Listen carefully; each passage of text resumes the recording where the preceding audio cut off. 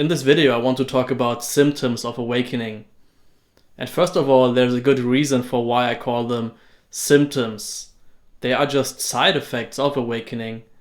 They are not states in of themselves that we should chase after. They will just be a sort of natural byproduct of operating from our true nature. And having this as our framework for this exploration we are about to engage in is very important, because if we think that these are not just symptoms but are rather the goals of spiritual practice, then naturally we will be very attached to them. We will think that if we don't experience them, we are messing up in some important way. But that's of course not what I'm trying to suggest here in this video. Don't make these side effects something you are striving for. They're only important because they can be useful as both a guide and as a warning signal. So if we are lacking in these side effects, it's not that we should try to create them or something like that.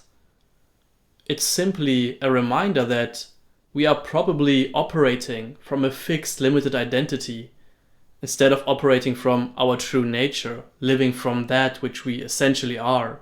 So having explained that, let's get to the actual symptoms I want to talk about here. And of course, the symptoms I choose are somewhat arbitrary. I mean, I could have made a list of 10 symptoms or side effects, and it would still have been somewhat valid. But I think these categories are useful.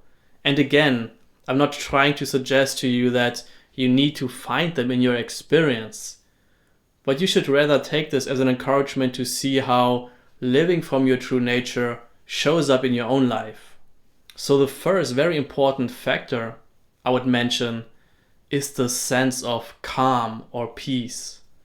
This is probably also one of the first things we notice when we start living from true nature more and more. There's just the sense of underlying wholeness, the sense of completeness and stability, which can't be disturbed or interrupted. There is the sense that, unlike our normal ordinary states of mind, that this deeper kind of calm and peace which we experience is something that is fundamental to being. It's not something that comes and goes. And so we don't have to worry about having to maintain it or something like that. Over time, it just becomes more and more clear that this sense of wholeness, completeness, this underlying peace is always there. And of course, that doesn't mean that it's always in the foreground of our experience. When we are deeply involved with the world, it can very much be the case that the peace in those instances is not this dominant experience, but it's rather this background sense of wholeness, which is always there. Another symptom of operating and living from our true nature that is very common is this sense of openness that comes with it. So what do I mean by that? I don't necessarily only mean that there is this expanded feeling of spacious awareness there. It's more so the sense that everything is allowed to move through freely, through our true nature, through our awareness. Nothing feels stuck. Everything can be sort of dynamic and free-flowing. And the psychological consequences of this are usually quite profound. When we drop this sense of being very attached and sticky to our experience, and there is just this spaciousness, this openness, immediately there's a huge sense of relaxation and unburdening, so to say. Because of this, it's also usually the case that we experience a whole new sense of creativity, this ability to dynamically move between different roles and engage with the world in a way that is very tailored to the specific situation we find ourselves in. So this openness is very much in contrast to this contractedness, this feeling of being sort of balled up and tense, which we ordinarily may feel more so. So this symptom or side effect really shows up in the fact that we don't feel that our emotions and our thoughts are trapped in our body anymore. They have a sort of breathing room. They can just be however they are. They are allowed to arise and pass away naturally. And for this reason, this aspect of openness is also very much connected to this first symptom of peace and calm I mentioned. All of these symptoms I'm talking about here really, in our experience, can't be separated neatly from each other. It's almost like there are different ways of experiencing one thing. And the last symptom I want to talk about is the sense of interconnectedness, of being fully engaged and not separate from our experience. So interestingly, it's not just that there is this openness, which I just talked about, but it's also the case that our true nature is absolutely involved and not separate from experience itself. As a matter of fact, it doesn't even make sense in the final analysis to talk about true nature and experience.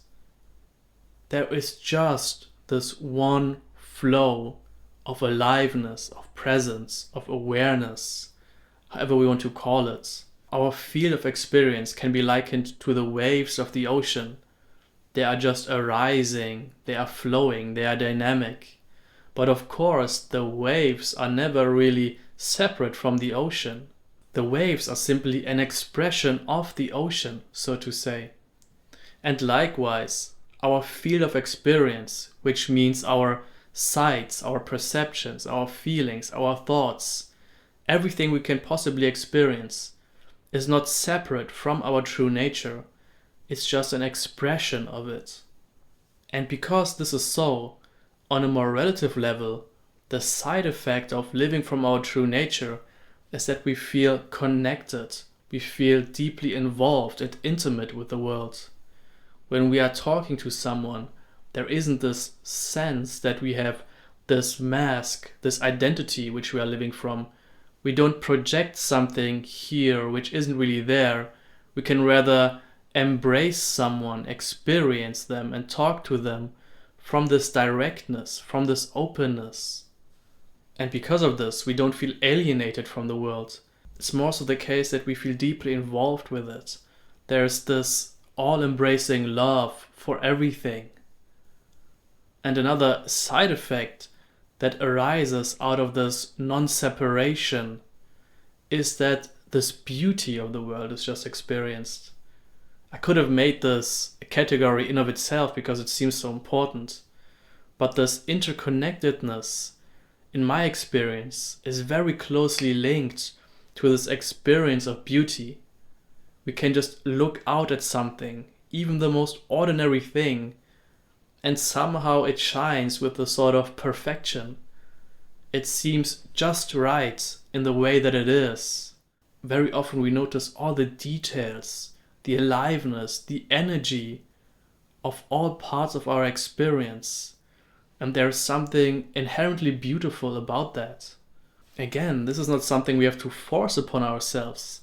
It's just the case that when true nature is experiencing itself as the world, it seems to be the case that the beauty of it just naturally shines forth.